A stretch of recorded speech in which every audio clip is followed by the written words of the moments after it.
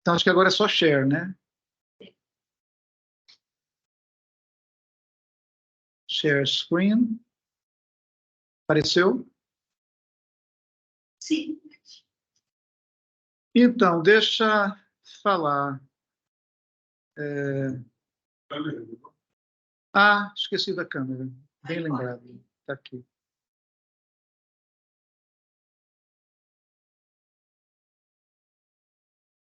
Então, eu posso diminuir isso aqui. Como é que tira essa tarja preta aqui? Alguém sabe? Ah, saiu. É só perguntar. Ela sai. Que educada. Então, eu estou voltando a algumas transparências da aula passada ou retrasada, porque depois eu vi, quer dizer, ficaram as pendências que não eram para ter ficado e acho que vale a pena repassar com um certo carinho. Então, eu queria aproveitar também a oportunidade e dizer o seguinte, quer dizer, veja, por um motivo ou por outro, está me faltando tempo para preparar as transparências com a transparência e, digamos, da forma que eu gostaria. Estou sabendo que tem um certo recesso obrigatório nos dias A e B. Eu gostaria de propor pelo menos outro recesso num certo dia C, se for possível. Tá? Esse dia 13. Semana que vem. O obrigatório é quarta e a gente adquire o da segunda. Ótimo. E ainda tem a outra segunda também. Essa eu não pensei, mas se quiser incluir no pacote... Está ótimo, está ótimo. Está ótimo, está ótimo. Vou continuar no ar perfeitamente, respondendo e-mail, tirando dúvidas para quem quiser tirar.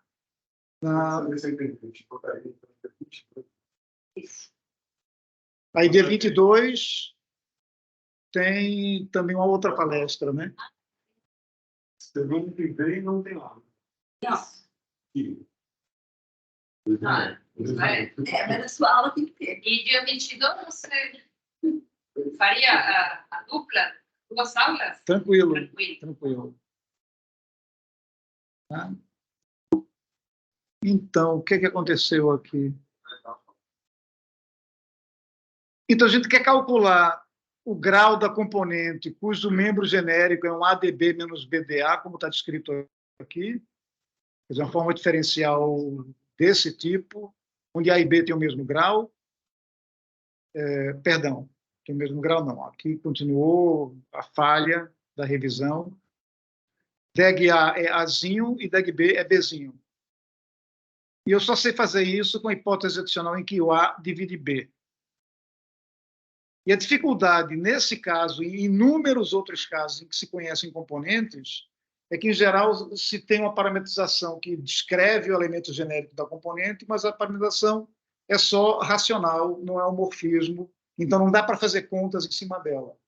Como se você trouxesse conta para fazer em cima de um lugar que não é compacto, aí tem soluções que vão para infinito, de alguma maneira. Mas o lugar de indeterminação, 6 chances, muito complicado. Pois é, conjuntistamente, lugar de indeterminação é tranquilo. Está escrito aqui. LA, LB. Tá? É claro que se você fizer A igual a L na A e B o mesmo L na B, isso aqui zera. Tá? Se você fizer o A, D, L, B, L, B, coisa e tal, cancela. Isso está no lugar de base. E reciprocamente. Tá? Tentar resolver o mapa. Tentar resolver o mapa. O único caso em que um aluno meu teve paciência para ir até o fim, foram 2 casos.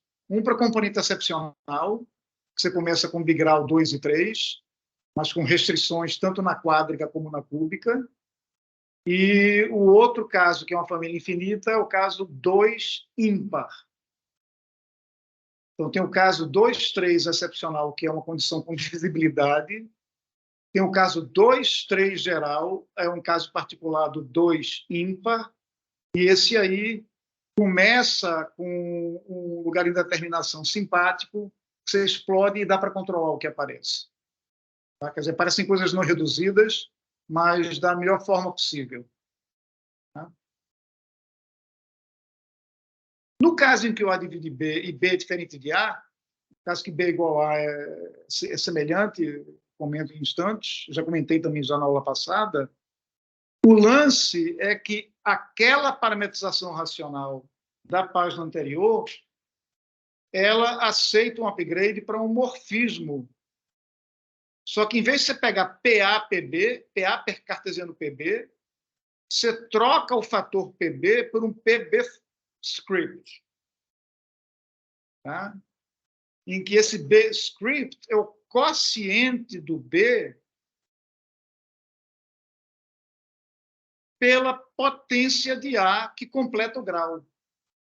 Está vendo aí? Essa hipótese aqui de que o A divide B, você tem um C, que é o quociente de B por A.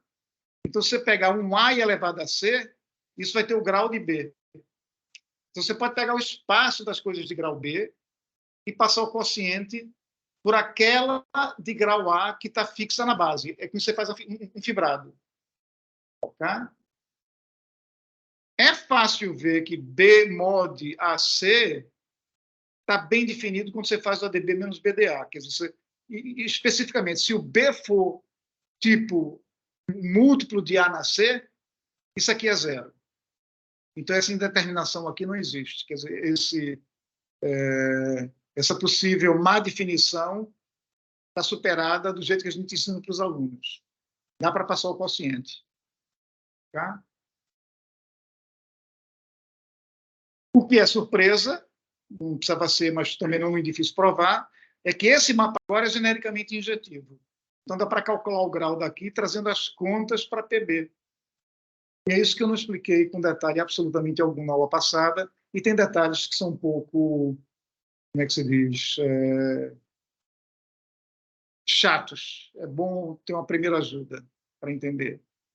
Então, esse B-script, como eu falei, é o fibrado sobre a família dos A's de grau que divide o grau de B,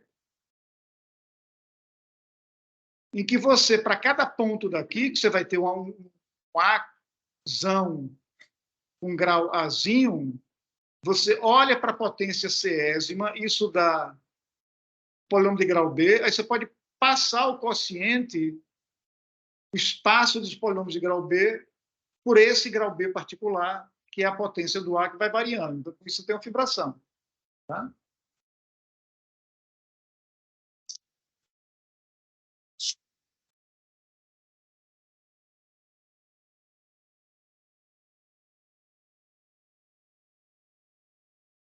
Então, trocando o PSB da transparência anterior, que aparece no produto PA cartesiano PSB, que é no fibrado trivial, você troca ele por esse fibrado não trivial sobre a projetização do espaço dos polinômios de grau A que divide o grau de B. Então, lembra que nesse espaço projetivo aqui aparece um subfibrado tautológico que seleciona o azão da vez. Né? Quer dizer, a fibra desse fibrado aqui sobre um azão que você pega aqui embaixo é o subespaço gerado por esse A. Aí você pega a potência Césima dele, vira uma forma de grau B, aí você pode pegar o espaço dos polinômios homogêneos de grau B e passar o quociente por essa potência que tem o mesmo grau. Em termos dos fibrados tautológicos, veja, quando você tem essa inclusão aqui, você pode calcular a potência simétrica Césima, então isso aqui dá uma injeção desse nesse aqui, a potência Césima da potência aésima, potência simétrica aésima, isso vai no A vezes C, que é o B, daqui para aqui, em geral, tem relações, mas a composição é injetiva. Tá? Você pegar um A na C, que é o que sai daqui, e jogar no S na B, como a gente está fazendo, nunca vai anular. Ok? Então, você pode passar o quociente US índice B por esse A na C, e fazer esse fibrado B. Então, o B é explicitamente dado por essa sequência exata. Isso injeta nisso, pulando esse intermediário aqui, que está aí só para explicar como é que é o mapa. Quando você vem daqui naqui é injetivo, você passa o quociente, obtém o B. E aparece uma fórmula fechada, bonitinha, com binomiais de binomiais obscenos, mas é bonitinho. E é isso que eu quero explicar com um pouco mais de detalhes, porque não era razoável só dar referência.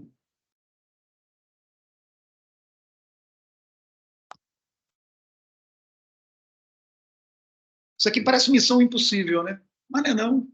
Isso aqui são coeficientes binomiais de uma expansão que vai aparecer. Tá? Então, esse Ni é a dimensão dos espaços de polinômios daquele grau que está no índice aqui. Então, é esse binomial, como a gente sabe. Subtraindo 1, porque é a dimensão do espaço projetivo. Aquela fórmula que a gente tinha de B mod AC vai em ADB menos BDA, você vê que isso aí é bilinear em A e B. Tá? Então, isso se traduz dizendo que, olha, o pullback da classe hiperplana do contradomínio é o produto tensorial das duas classes hiperplanas que você tem no domínio. PA da base e aquele PB script que tem lá no numerador. Ok? Então, veja, essa componente aqui vive dentro do projetivo do H0, do cotangente torcido no grau correto, é onde vivem as formas diferenciais. Tá, ok? A gente está projetivizando. Lá dentro tem uma subvariedade. A gente quer o grau dessa subvariedade. A dimensão a gente já tem, porque eu falei que aquele mapa do P de script B para esse F aqui é genericamente injetivo, então aquela dimensão está calculada. Essencialmente, isso está escrito aqui. A dimensão da componente é esse ni A mais ni B menos 1. Então, para calcular o grau, você tem que multiplicar pela classe hiperplana elevada à dimensão. Só que, em vez de fazer a conta no contradomínio, você traz a conta para o P de B, que acabou de ser construído na transparência anterior. E a classe hiperplana, o pullback dela, se expressa assim. Essa é a classe hiperplana que vem da base P de SA, quer dizer, a projetivização dos polômios homogêneos de grau menor A, e esse OB1 é a classe hiperplana relativa do PB sobre PSA. Isso aqui é um produto tensorial, aí eu vou escrever a primeira classe de Chern desse aqui como a soma das primeiras classes de Chern. É a classe hiperplana que vem da base, esse HA, e a classe hiperplana da fibra, do PB sobre PSA. Está muito confuso isso aqui? Talvez eu volte. Está vendo? Tem esse PB que vai no FNA. Isso aqui é um projetivo sobre o PSA. Certo? E eu estou dizendo que o pullback da classe hiperplana por esse mapa aqui é o que você tem à disposição, por conta da fórmula bilinear. Tá? É o O1 do PB propriamente, fibrado sobre o PSA, e o O1 que vem da base. Então, a gente tem a classe hiperplana do espaço total, que é o P de B, com a soma de duas classes hiperplanas, uma da base e a outra da fibração. Então, é fácil entender como é que vai aparecer essa fórmula aqui agora. Vou pegar esse HA mais HB e elevar a dimensão, que é um Nzão. Que Nzão é esse? O Nzão é a soma daquela base PSA mais a fibra. Apareceu esse menos 1 porque aquele B era quociente por um line bundle. Você está perdendo um posto ali naquele quociente. Tá?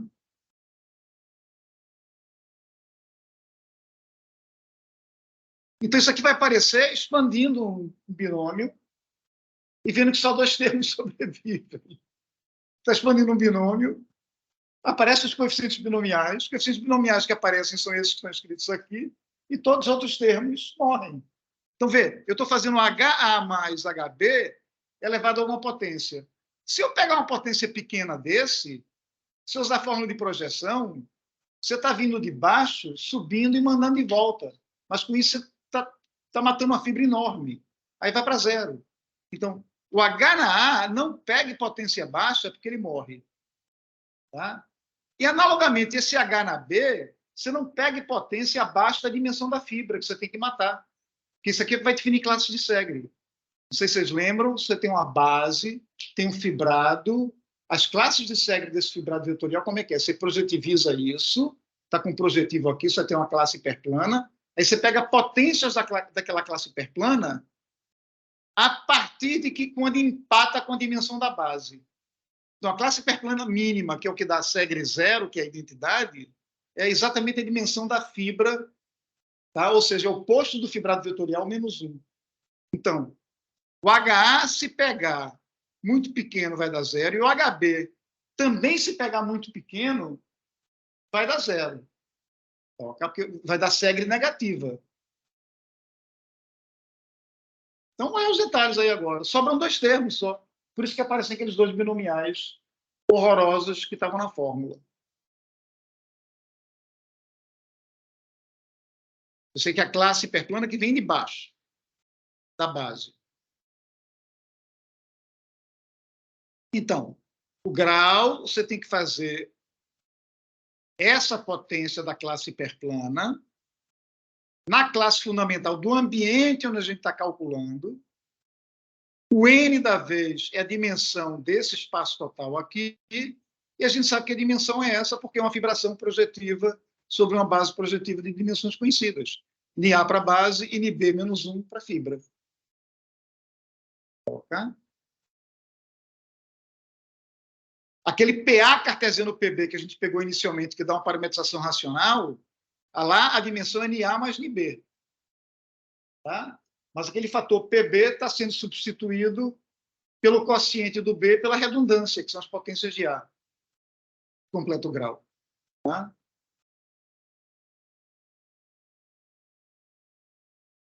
Então, gente, binômio de Newton agora.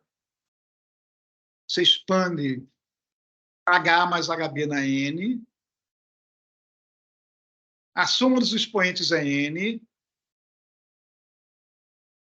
Se o I passar da dimensão da base de onde vem esse HA, é zero. Tá? Você pega uma classe hiperplana de um espaço projetivo e eleva uma potência maior que a dimensão, é zero. Seja embaixo, seja em cima, porque você tem a fórmula de projeção para mandar de volta. Tá? Isso aqui morre quando o I passa da dimensão da base e o J, se for menor do que aquela dimensão da fibra, a partir da qual você tem uma Segre de zero em diante, né? Segre, você tem Segre 0, Segre 1, Segre 2, mas não tem menos 1, menos 2, nem nada, que é quando você pega esse J menor do que a dimensão que você tem que matar para empatar com a dimensão da base. Né? Então, como você tem a soma igual a esse N, e o I é no mínimo isso, e o J não passa daquilo, se eu não errei pela enésima vez as contas, só tem 2 casos. O I é o máximo que a base permite, aí o J você tira quanto é que é. Isso é o caso do Segre zero. E a contribuição que você obtém é simplesmente o coeficiente binomial, porque aqueles HA e HB que aparecem lá virou 1. É o HA no máximo e o HB naquele... Não é no máximo, mas é no mínimo que você precisa para empatar com a dimensão da base, que dá o Segre zero. Tá? Por isso que aparece aquele binomial. E o próximo termo que sobrevive, você cai o I um pouquinho, upgrade o J um pouquinho, tá vendo? O J era NB menos 1, aí você aumenta ele o pouquinho que pode, isso vai te mandar calcular o Segre 1 de B. Lembra, né? Segre é imagem direta da classe hiperplana. Tá? Passou do mínimo, aí aparece Segre 1, Segre 2, Segre 3. Você vai pegando as classes hiperplanas, passando 1, passando 2, passando 3. E Segre 1, a gente sabe que é a mesma coisa que Chern 1, com sinal trocado. Tá? Aí, se você voltar na sequência exata que define o B, você vai perceber que essa segre 1 é esse C1 que está aqui. Eu posso até na redação que ter trocado sinal, não tenho certeza, mas acho que não. Ou seja, essa segre 1 é uma Chern 1, porque segre 1 sempre é Chern 1, ok? E é essa Chern 1 aqui, porque o B, lembra, aparecia na sequência exata, O-1, perdão, O-C, com as potências simétricas pelo meio, mas vai parar na potência simétrica que define o Bzão, aí passa o quociente, né? A potência simétrica que define o Bzão é trivial, você está pegando polínômios homogêneos de grau B, então você termina concluindo que vale uma coisa desse tipo. E é assim que aparece o segundo termo. Aquele segundo termo lá na fórmula, está vendo? É o binomial da vez da expansão, e o C é daquele HC, daquele O-C que eu peguei a primeira classe Chern. É isso que apareceu aqui, B sobre A. Okay? Então, é simplesmente expansão do binômio. Um pouquinho de paciência. Não é mais do que isso, não. Não. Não, e não especializa. Mas vai para... Binomiais, mano. Ah, não, mas... Para todos os valores que eu calculei, deu inteiro. B sobre A é inteiro, por hipótese. O B sobre A era inteiro porque o A divide B. Obrigado aí, professora. É isso aí. Então, no caso que o A é igual a B, se você fizer... Você continua com redundância. Você pode fazer a mesma construção que está aqui, só que vai continuar com redundância. O certo é passar para a grassmanniana. Tá? O certo... Ops! Você troca aquele projetivo pela grassmanniana de subespaços de dimensão 2 do mesmo grau. Tá? Quer dizer, aquela fórmula ADB menos BDA depende só do subespaço gerado por A e B. É fácil ver. Tá? Em particular, se trocar o B por um múltiplo constante de A, dá zero. Tá? Basicamente, é a redundância que você vai querer ver. Aí a conta é mais ou menos a mesma e não vou... Fica como um exercício simples, tá? Obter a adaptação da fórmula nesse caso. Então, isso aqui é para me sentir melhor em relação à versão anterior dessas fórmulas. E agora, vamos fazer mais umas brincadeirinhas aqui, que eu comecei a pensar nelas ontem, não acabei de redigir, mas tem o suficiente de material aqui para a gente ver para que lado vai. 1, 2, 3, 4, a gente já sabe o problema que a resposta dá 1. Vamos ver agora a resposta que o problema dá 2, o que o problema dá 3, e o que dá 4 vai ficar de exercício. Todo mundo que faz um curso de geometria algébrica tem que olhar para os lugares dos menores, portanto, é uma matriz genérica. Né? Uma variedade algébrica irredutível. É tecnicamente complicado mostrar que os menores, tanto por tanto, geram um ideal primo, mas é conhecido, né? Mas não precisa disso aqui, não. A gente vai olhar para o lugar reduzido de todo jeito. Então, você está pegando matrizes M por N, que é a projetivização do espaço das matrizes M por N.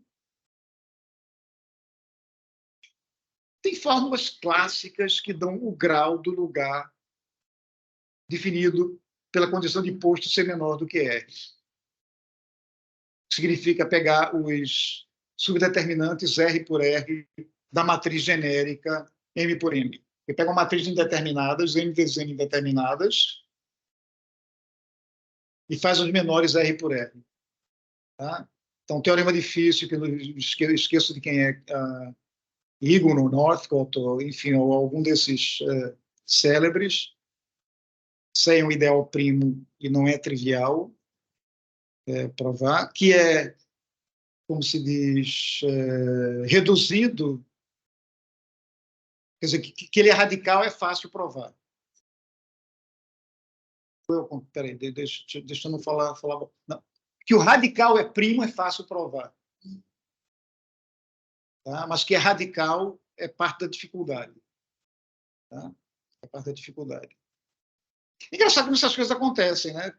Um exemplo que eu gosto de olhar, que não é o mesmo, mas é parecido, é quando você olha para a condição de nilpotência. Né? Pega matrizes N por N e obriga A na N igual a zero. Não faça isso. Isso aí não é o ideal primo, isso aí tem componentes imersas. Tá? É incrível, mas é verdade. O certo de fazer é pegar o polinômio característico, que é o traço do EDS 2, traço do EDS 3 até o determinante. Você tem N polinômios homogêneos de graus crescentes, 1, 2 até N. Isso é uma interseção completa linda e gera o ideal primo. Essa é a condição de nilpotência. Então, tem uma coisa semelhante, só que muito mais sutil, rolando no caso de menores R por R. Tá? Então, eu proponho sugiro que todo mundo pegue uma matriz 2 por 2, eleve ao quadrado, pega o ideal e escreve a decomposição primária, porque você vê que tem componente imersa. Então, o objetivo entre essa aula e talvez a próxima, que eu vou esticar, porque eu vou querer falar em Porcius, que é o caso geral disso aqui, é calcular o grau, a dimensão vai ser fácil, eu vou explicar,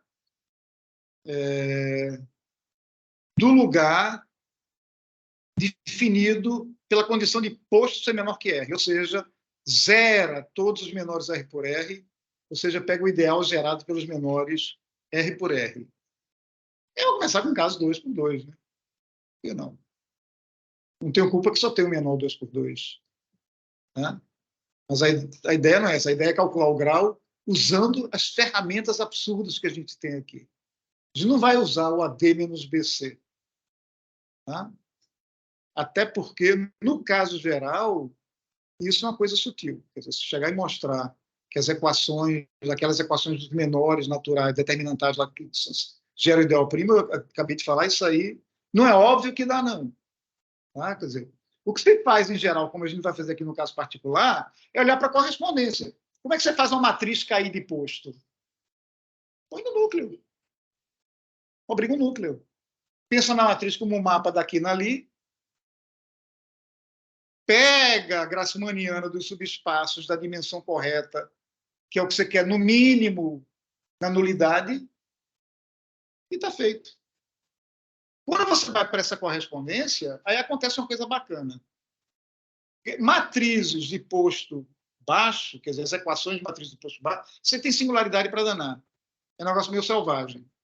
Mas quando você separa a matriz e o núcleo, ou o pedaço do núcleo que você está obrigando, isso vira uma fibração. Quer dizer, fixado um subespaço, tipo como a gente vai fazer aqui, ó, tá? Fixa um ponto de P1, que é um subespaço de dimensão 2, perdão, subespaço de dimensão 1, tá, em P1. As matrizes que matam esse vetor, isso é uma condição linear nas entradas de A. E qualquer U que você pegue, dá a mesma coisa. Dá uma fibração isso aí. Tá?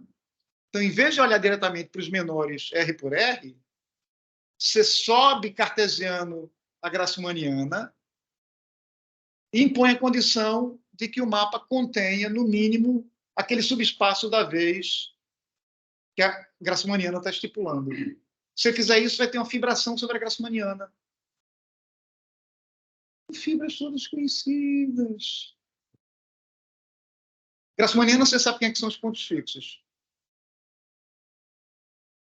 Espaço gerado por um vetor com uma entrada no e o resto tudo.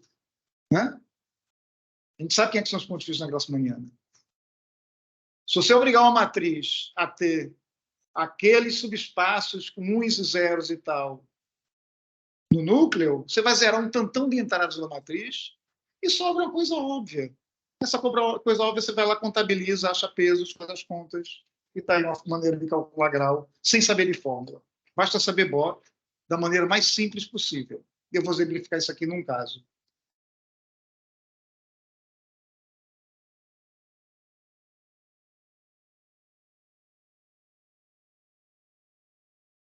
Então, essa frase que está aqui, eu quero que o posto caia abaixo de 2, significa põe pelo menos alguém diferente de 0 no núcleo.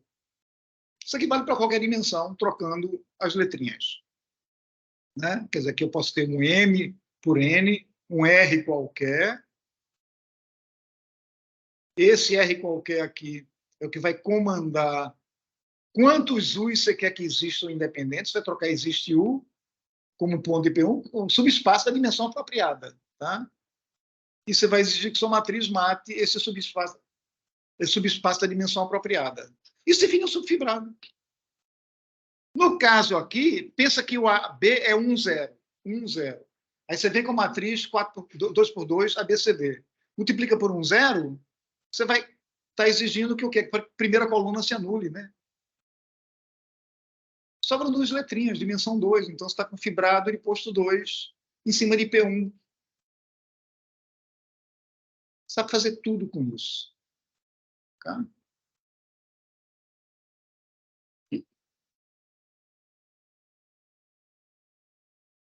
Então, essa frase aqui, que quando você... Aqui eu estou projetivizando quem? Esse E são pares, não é? Alguém que se impôs no núcleo e a fibra formada pelas matrizes que anulam aquela proposta de núcleo. Tá? Então, quando você projeta para a coordenada que é só a matriz, quer dizer, despreza a rigidificação do núcleo, esse mapa aqui pode contrair algumas fibras. Porque você está impondo um posto, mas ela poderia ser gulosa e ter um posto menor ainda. Então, a escolha de quem está colocando no núcleo fica maior, você está comprimindo isso tudo para o mesmo A. Mas no ponto geral, não. No ponto geral, o posto que você exigiu é o que vai acontecer. Tá? Então, esse mapa fica genericamente objetivo. Na verdade, nesse caso específico aqui, em geral, é apenas genericamente injetivo. Mas nesse caso aqui específico, isso aqui é um isomorfismo, porque, né, é claramente bijetivo, né? Quer dizer, uma matriz 2 por 2 de posto 1, é isso? De posto, quer dizer, uma matriz não nula, porque é tudo projetivo. E de posto menor ou igual que 1 só pode ter posto 1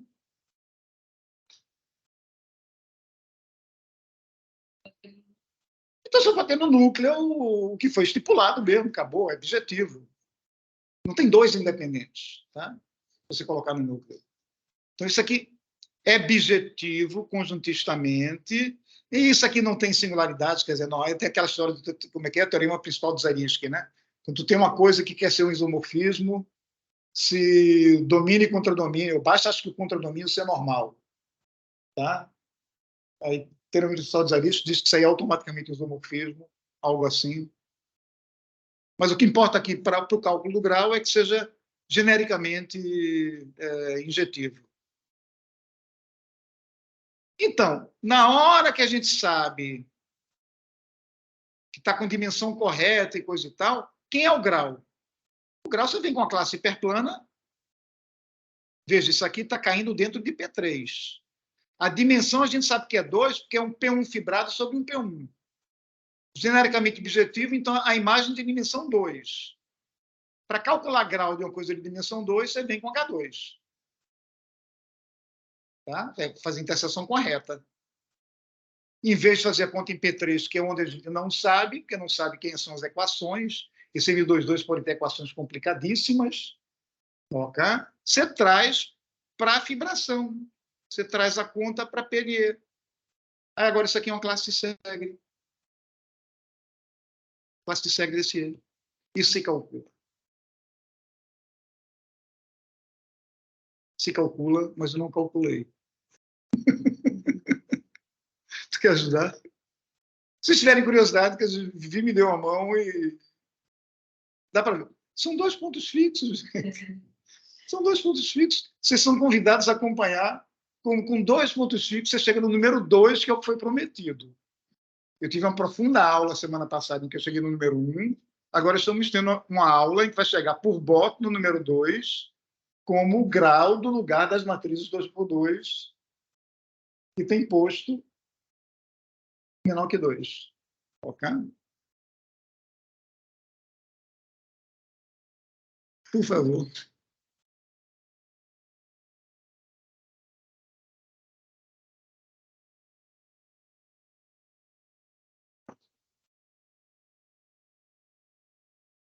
A gente vai pensar com V de pé. Espaço vetorial de dimensão 2. Que é onde você vai forçar o núcleo. É a Grassmanniana da vez. Né?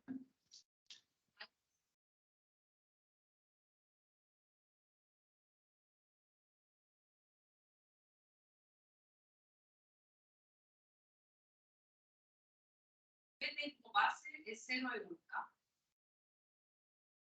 Querem botar a variável por esse papel.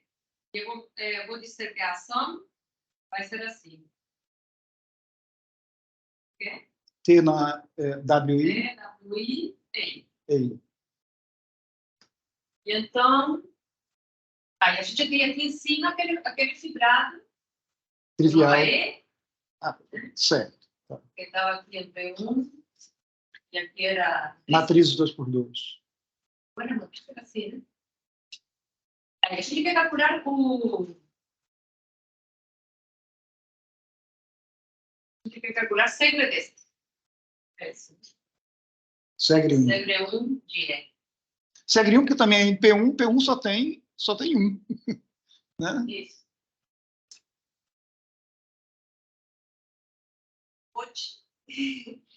É o seguinte, né? Lembra? A fórmula de Bott vai dizer que eu vou ter que calcular isto, a classe de segre equivariante sobre pontos fixos. Então, os pontos fixos aqui são 0 e 1. Tem mais. Fixos. Como sempre que a gente tem um projetivo. 0 e 1. Então, aqui vamos... vai ser isto, né? Ó, ainda está o denominador, né? Vamos que calcular isto, e aqui tem o denominador que era a Cherne do tangente de 0 e 1.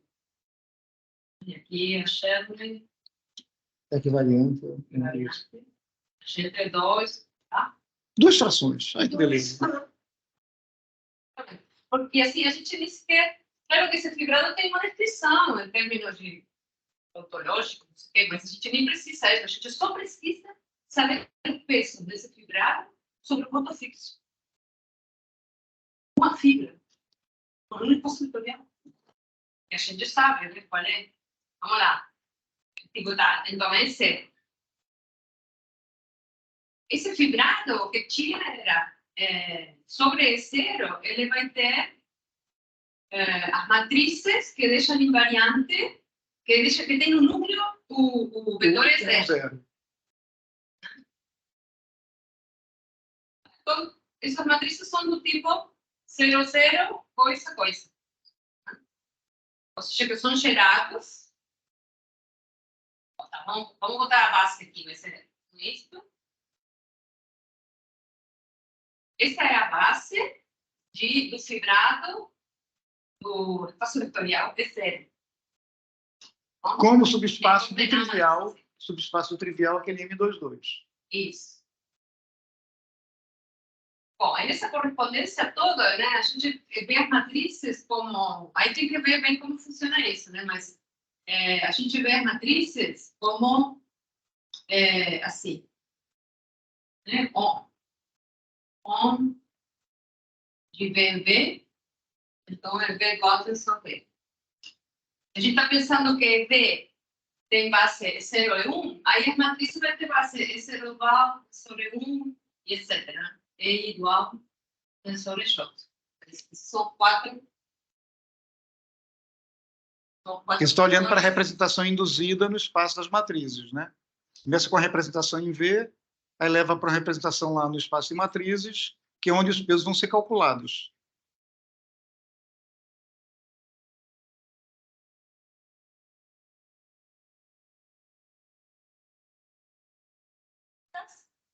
Eu sei, mas isso é muito fácil, porque é 0, tensor é 1, 0 igual, e este aqui é é 0 dual, tensor. Não, essa aqui é 1 dual. Tensor é 1. Isso. Aqui tem a ver com o lugar onde está o 1. E você que sair para perseguir, porque você vê tudo, mas é assim. Não, estas matrizes que eu estou dizendo aqui, esta corresponde, essa correspondência, ou seja, é 0 dual, tensor é 1, corresponde à matriz,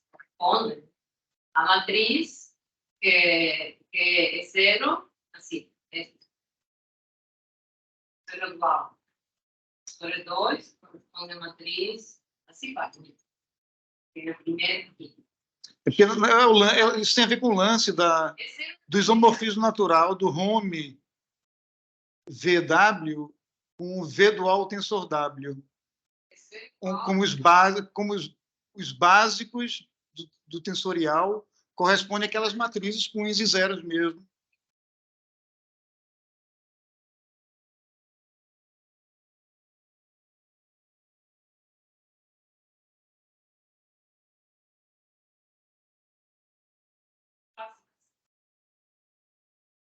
E a linha 1, aqui é a coluna 1. Aqui. Essa é a correspondência entre esta base, que eu tenho aqui, com a base da matriz. Como a gente conhece. Então, a gente sabe o peso, então, lembra? A gente queria saber o peso, a gente quer calcular isso. Ah, bom, por outro lado, né? A segre1 de E É menos Sherman. ele não chama o quê?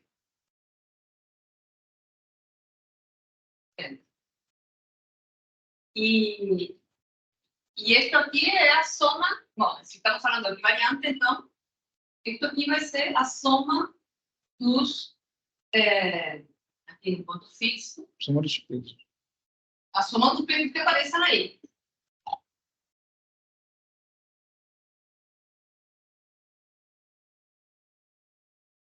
É a soma. Lembra? Os pesos são como se fossem a aparência de Chamberlain. Tá. Pesos do espaço de variante. Bom, e a gente sabe aqui, ó, aqui estão o gerador, a base da fibra esta. Então, quais são os pesos? Já sabemos. Aqui vai ser W1, este tem peso W1, e este tem peso W0. Menos W0, este tem peso 0. Este W menos W1. Então, este nem vai aparecer. Tá? Então, essa primeira parcela aqui vai ser W1 menos W0. Dividido Então, por... o numerador.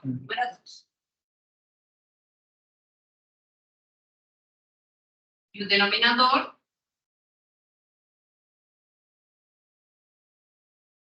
ó, o tangente de P1 é o homem de sub no quociente, ou tensor quociente.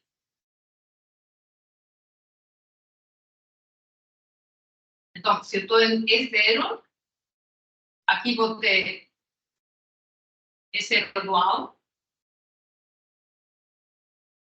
e aqui vou ter o outro. E1. Porque o quociente se apaga, né? Esse quociente aí é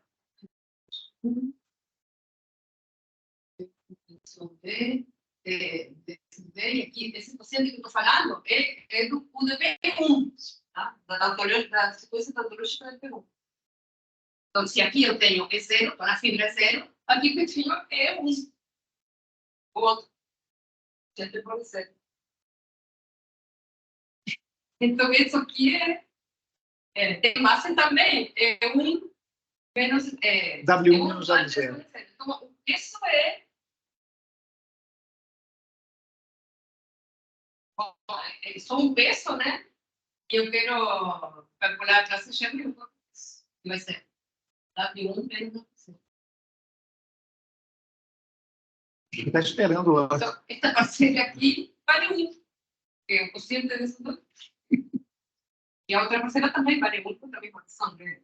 Faz a mesma coisa, né? N1, N1, né?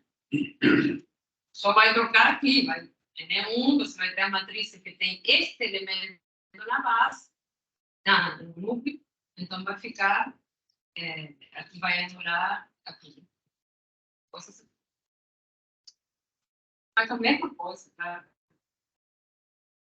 E aí dá 2.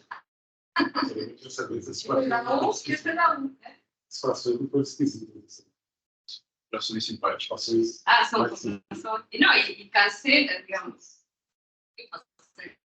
É P1, cara. Tem nada mais redondo. Então,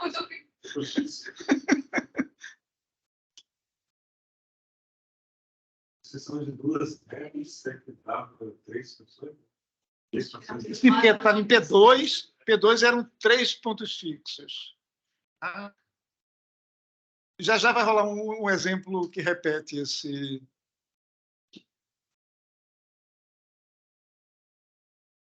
A gente fez 1 e 2, já falta 3. Matrizes 2 por 3, ou 3 por 2, que é melhor, porque usa o mesmo P1. Matrizes 3 por 2 e posto menor que 2. Então, você pega menores 2 por 2. 3 por 2. Eu quero 3 linhas e 2 colunas para usar o mesmo P1. Para usar a mesma equação que você usou aí.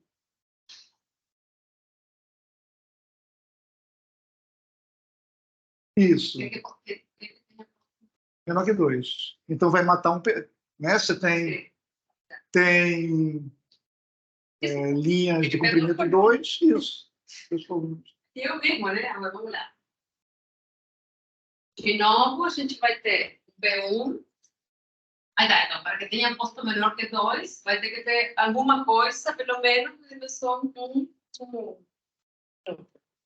Aí vai aparecer o B1. O mesmo P1 da base. Né? Então, nada. Então, vou pegar. Vamos ter a mesma situação.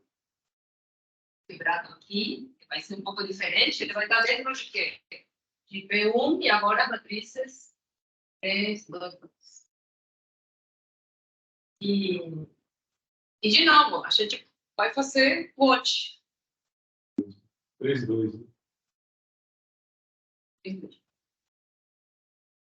O S dentro do P1 e 3, 2. Não, 3, 2. 3, 2.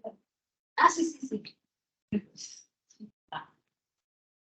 E então vai ser a mesma coisa, né? A gente, usando o watch, a gente pega os pontos fixos aqui. E de novo, são 0 e 1. Só que aqui, as matrizes, a gente ia ver como um... Agora a gente tem matrizes que vão do V em C3, na verdade. É um espaço vetorial de dimensão 3. Que não importa a ação que você botar. Você botar qualquer ação. No enunciado de bot, tudo que você queria do seu fibrado é que a ação que você tivesse lá fosse compatível com a ação na base. Então, você pode... C3, você está obrigado a manter a ação, claro que a gente botar P2, P1 abaixo. Mas, assim, o C3, você pode botar a ação que você quiser. Tem que todos fiquem equivariantes. Acho que vai voltar a ser trivial. Porque tem ação. E então vai ser igual, né?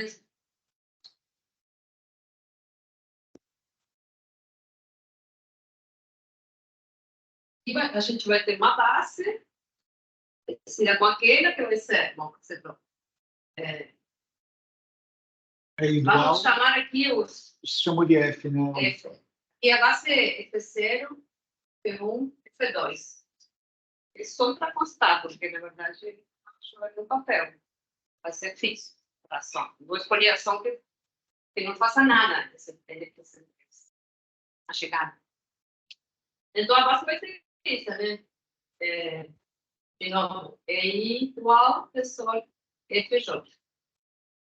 E a ação aqui, T agindo esse elemento, vai ser T, a menos WI, na verdade, desses elementos. Então, só para esclarecer, quando você representa um mapa como um tensor decomponível, EI dual tensor FJ, significa que você está olhando para aquele mapa de posto 1, que manda o EI no FJ, e o resto é zero. Tá? Essa correspondência com aquelas matrizezinhas ali cheias de zeros e uns. No isomorfismo de Home VW com V dual tensor W, é isso que está acontecendo com as bases naturais.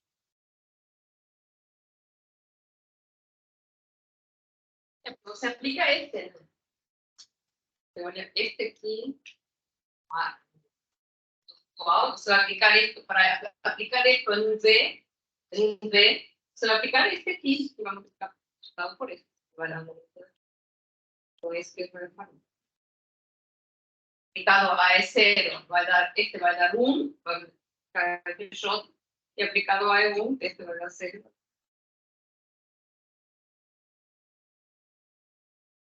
Então, bom, olhando para a matriz, claro que dá para perseguir isso mais formalmente, mas sim, olhando para a matriz agora, vamos a ver os pontos fixos em cima, na fibra sobre esse. Então, vamos ter as matrizes, né? Que deixam esse invariante. Então, esse era um número. Então, que deixam esse número. Vai ter zeros. Então, vai ser uma combinação de F0, F1, F0, F1, F2. Vai ser. Então, esto seria, deste tipo, são os elementos que estão na fibra S.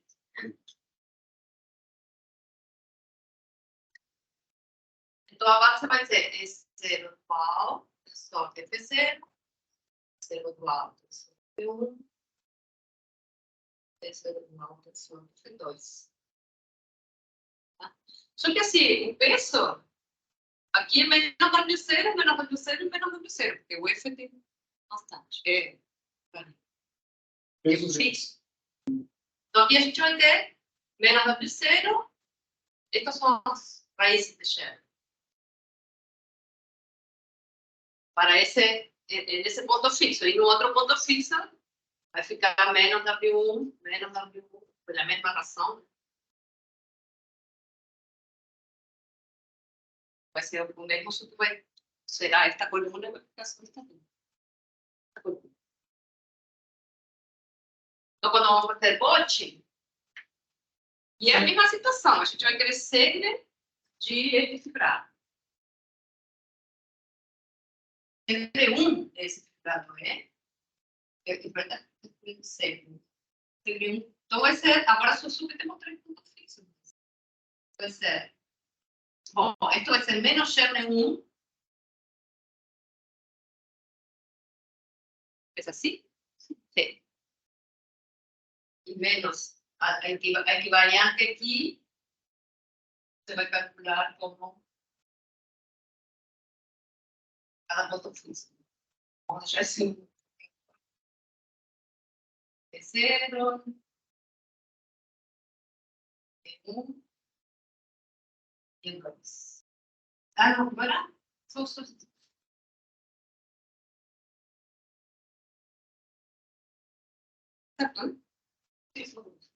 E aqui o tangente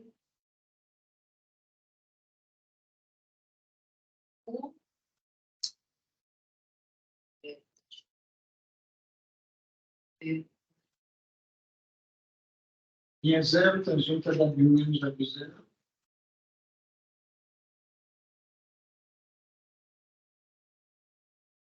agora, tá tudo bem aí?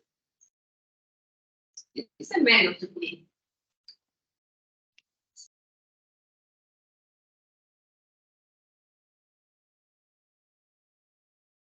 Eu achei engraçadinho aqui. Eu sei também, entendeu?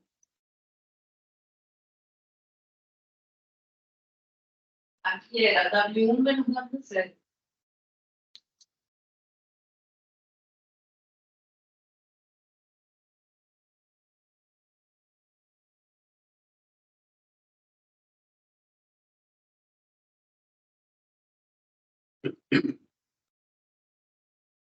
Tem alguma coisa trocada aí? Tem outra.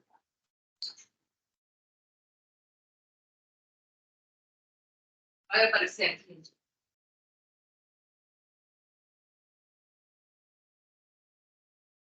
Bom, este aqui a gente faz somando estas três, né?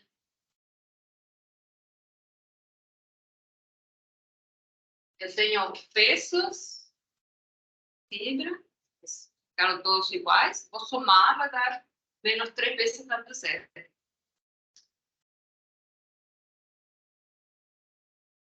Vai ser menos, vai dar mais. E no quociente a gente tinha W0, não é? Não, era W1 menos W0. Aqui, vamos botar aqui. Tinha peso W1 menos... Mira, já está ali, mas... W1 menos W0. Então, esse que a gente tem que colocar aqui. E agora vai vir para cá.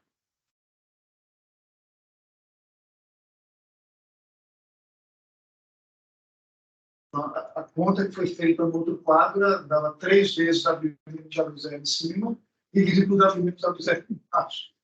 Ficava 3. Mas aqui está estranho, né? Porque aqui é o contrário.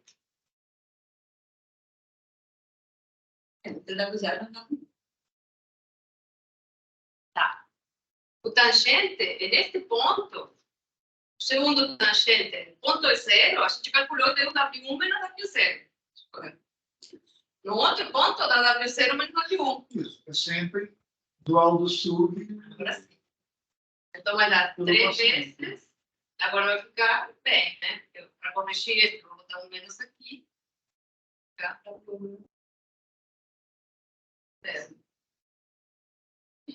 Está dando menos 3. Ali estava dando menos 2, né? Sim, me parece que sim, né? Não percebeu. Teve erro de sinal em algum lugar. Em algum lugar. Mas já sabe. A gente não fez aquele exercício básico, professor, de ter uma foto do quadro. Mas na outra sala. Não está certo lá, mas peraí. A Segre e a Cher. A Cher é menos a Cher. Menos a Cher.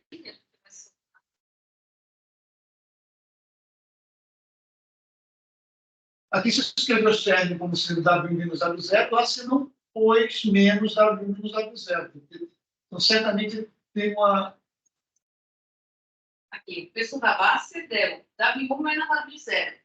Mas a gente tem que colocar o menos na frente? Sim, por isso.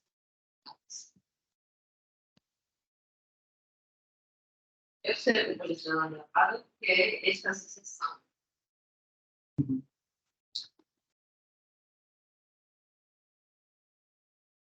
E tem que perseguir nesse isomorfismo que mantém corresponde com qual. Talvez eu fiz uma confusão aqui. E esta seja um dual tensor zero.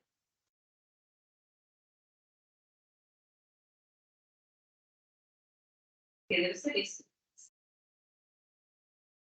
Faz sentido, né? Porque o E1 dual tensor é 0 diz onde o E1 tem que ir.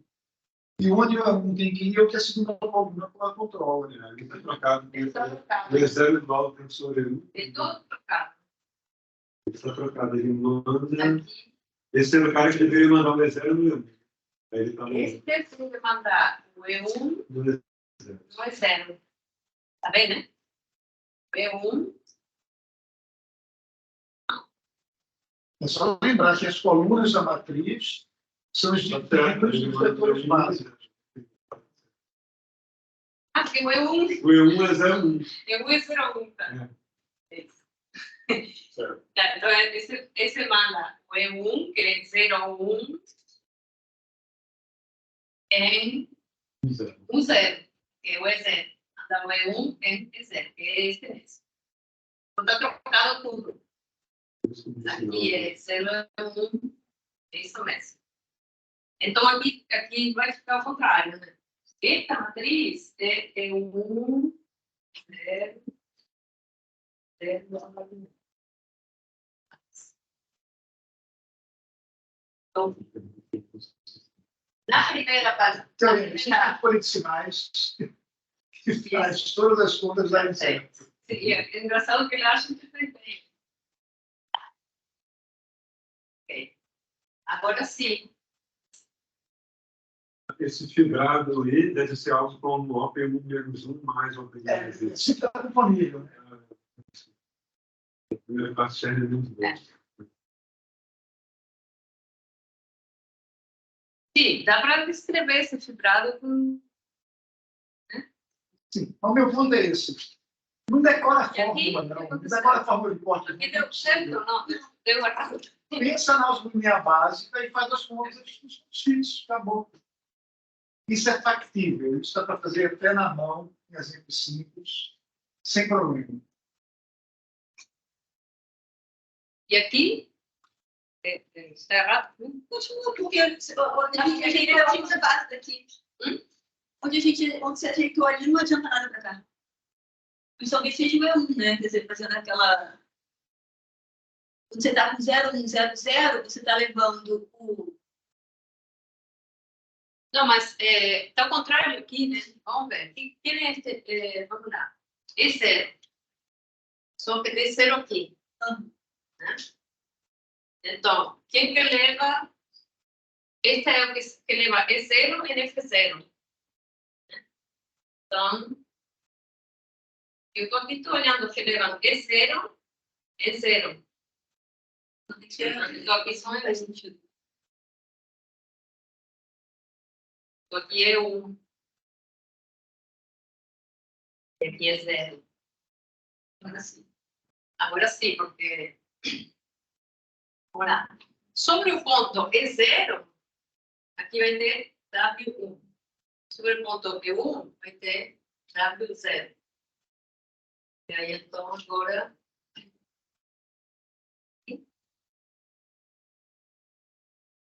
Aí, quando eu invirto este aqui, para que fique igual ao denominador, é 3, W momento 0 dá 3. Tem 3. 1, 2, 3. Podia ter feito guerra. 1, 2, 3 infinito. Na verdade, feito. Né? Na verdade, feito. E se pra... 2 por N, né? Eu acho que bota aqui, né? Bota CN aqui e dá no mesmo. Ah, eu acho que sim. Como é que é isso aí? A curva do círculo? Algo assim.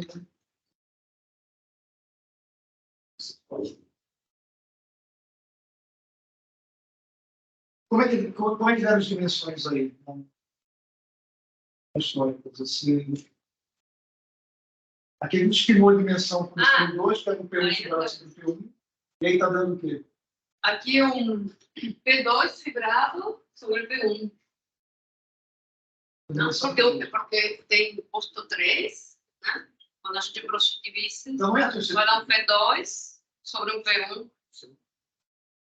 Eles estão P2 fibrados sobre o P1, tem dimensão 3. Então, isso vai ser prova envolvida.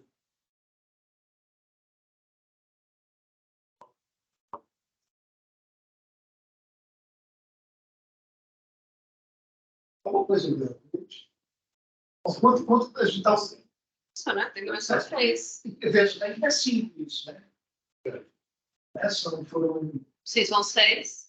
6 variáveis. P5. Em P5, a curva notável de lá é sério, né? Não? Pegar...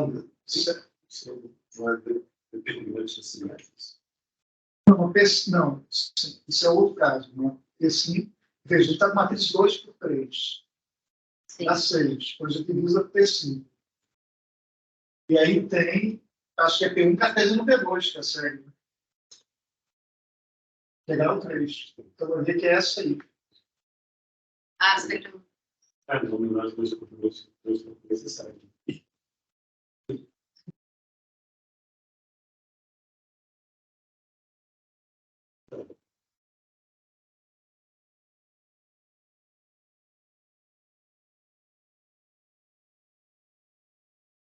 Ele tentou fazer o caso simétrico, mas deu uns errinhos para ficar para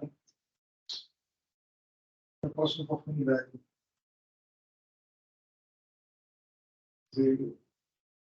A cadeiramente desse jeito.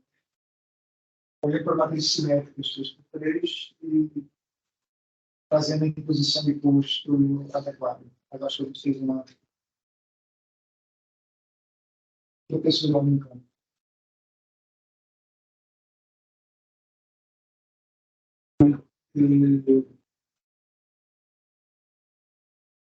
A condição de custo sobre matrizes simétricas não é a mesma coisa que sobre matrizes gerais. Essa dimensão não bate. Fazer uma composição em separado, usando matrizes simétricas em todas as etapas.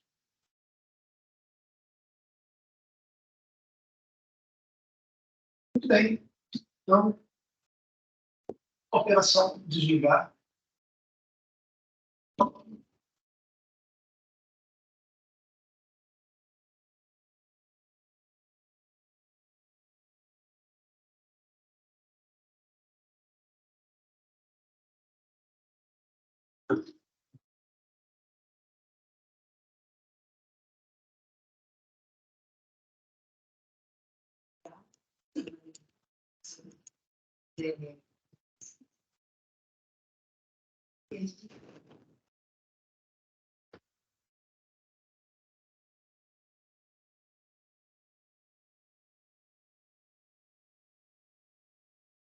Deus.